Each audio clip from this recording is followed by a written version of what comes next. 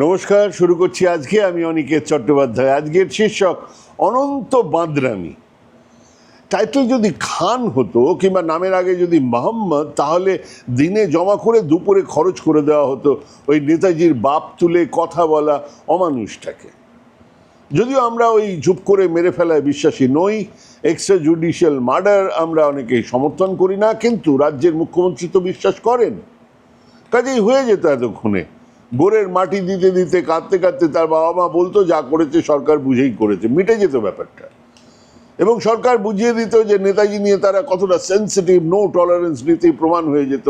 ধন্য ধন্য রব উঠত, ধন্যবাদ দিতেন টলিউডের শিল্পী, কলাকুশলী, নাট্যপ্রেমী বা লেখক, কবিরা, সাংবাদিকেরা প্রশস্তিতে ভরিয়ে দিত আকাশ বাতাস। কিন্তু দুর্ভাগ্য বা সৌভাগ্য, নামের পেছনে খান বা আগে মোহাম্মদ নেই।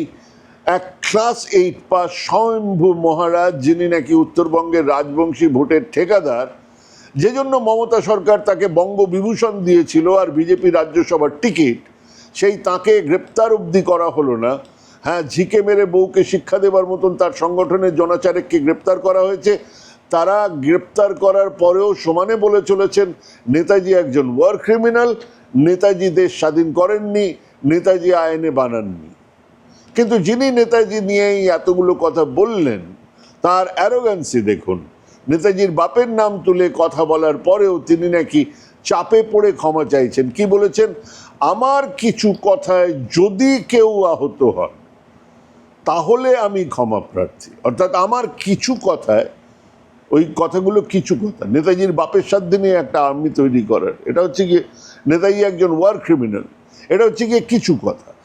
তাতে যদি কেউ আহত হন, মানে অনেকেই আহত হবেন না, যদি কেউ এক হন আর কি, তাহলে আমি ক্ষমা করব। মানে উনি জানেন না যে উনি দেশের রাষ্ট্রনায়ককে যে ভাষাতে কথা বলেছেন, তার জন্য তাকে চৌরাস্তার মোড়ে পিচমারা করে হাত বেঁধে সর্বাঙ্গে বিছুটি পাতা দেওয়া উচিত।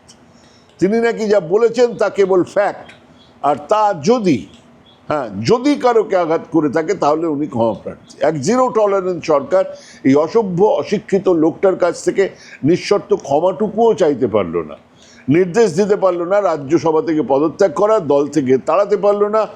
এনারা হর ঘর তিরঙ্গা পালন করবেন। আমার ঠাকুরদা বলতেন, সমস্যা মাটির, সমস্যা চাষবাসের। হ্যাঁ, যে মাটি থেকে, যে চাষবাসের প্রক্রিয়ার মধ্য দিয়ে এই বিজেপি তৈরি হয়েছে, তাদের কাছে এরকমটাই স্বাভাবিক। স্বাধীনতা সংগ্রামে এই আরএসএস আর সেই সংঘের যাবতীয় শাখা প্রশাখার যোগদানের ইতিহাস নতুন কেনা রুল টানা বঙ্গলিপিও নয়, একেবারে প্লেন বঙ্গলিপি খাতা, শূন্য, কিছু ক্ষেত্রে নেগেটিভ।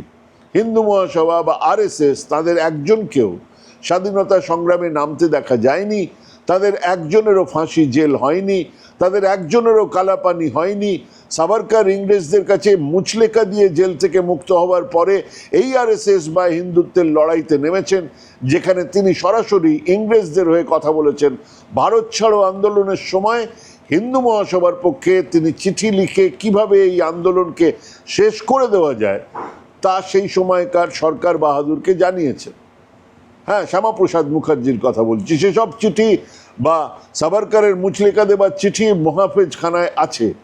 চট্টগ্রাম অস্ত্রাগার দখলের বিপ্লবীরা কমিউনিস্ট পার্টিতে এসেছেন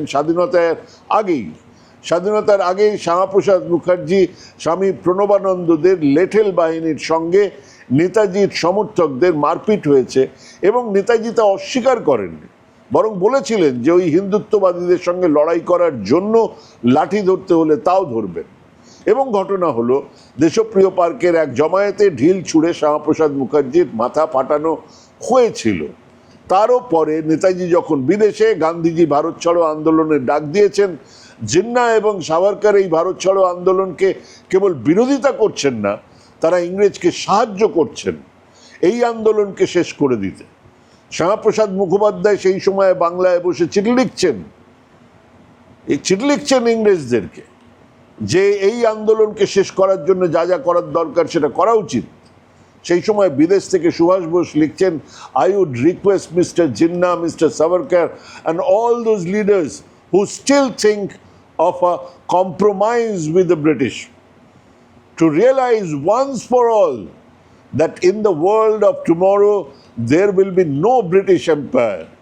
All those individuals, groups, or parties who now participate in the fight for freedom will have an honored place in the India of tomorrow.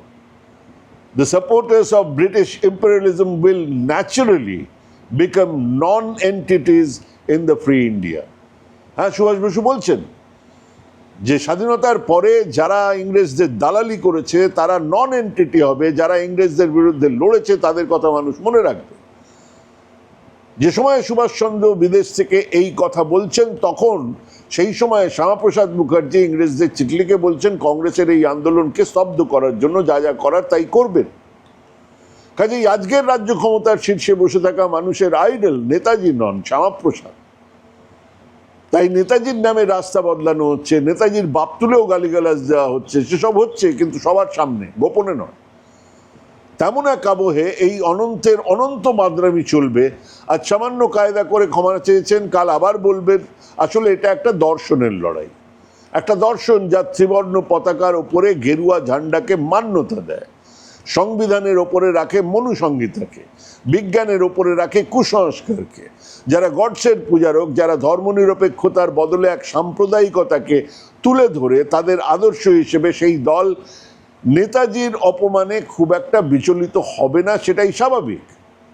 ও হ্যাঁ, একটা কথা, আমার এই কার্টুনটা দেখে, আজকের অনুষ্ঠানের কার্টুনটা দেখে যদি কেউ কোনোভাবে আঘাত পেয়ে থাকেন তাহলে আমি দুঃখিত এবং প্রবলভাবে ক্ষমা প্রার্থী। তো শেষ করলাম আমাদের অনুষ্ঠান, কিন্তু তার আগে বলবো যে যারা ট্রোল করতে চান ট্রোল করুন, সঙ্গে থাকার সঙ্গে থাকুন, যারা গালিগালাজ করবেন করুন, কিংবা সমর্থন করুন। দিনের শেষে সুস্থ থাকুন, ভালো থাকুন। আজকে এখানেই শেষ করছি। নমস্কার।